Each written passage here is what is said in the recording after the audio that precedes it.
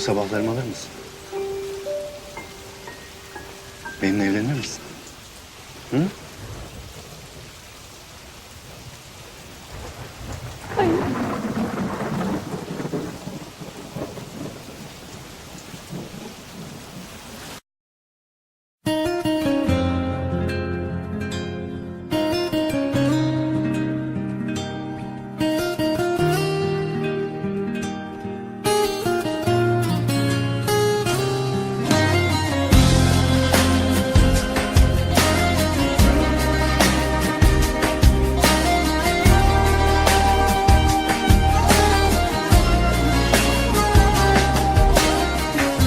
Yazık ne mazi yazık, anlatmaya yoruldum.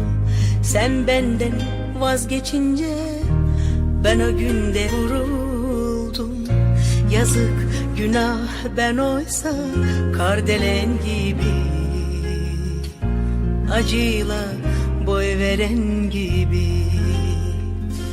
Seni severdim, hüznüm koynumda.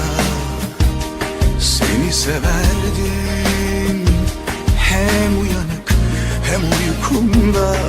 Seni severdim ve sana rağmen yine severdim. Daracım ip boynumda. Sen aşkı anlamaz bilmez, gül yansa ağlamaz sakin. Ben akmayan gözyaşında seni severdim. Sen hisli korkak savaşçı, aşkı kime satmış hain. Ben her savaş meydanında seni severdim.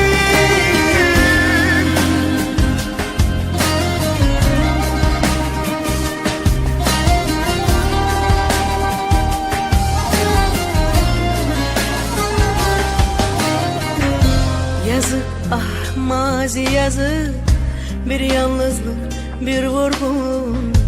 Sen benden vazgeçince ben o günde vuruldum. Yazık günah ben oysa pervane gibi, ateşle can veren gibi. Seni severdim, hüznüm koynumda. Seni severdim, hem uyanık hem uykumda. Seni severdim ve sana rağmen yine severdim.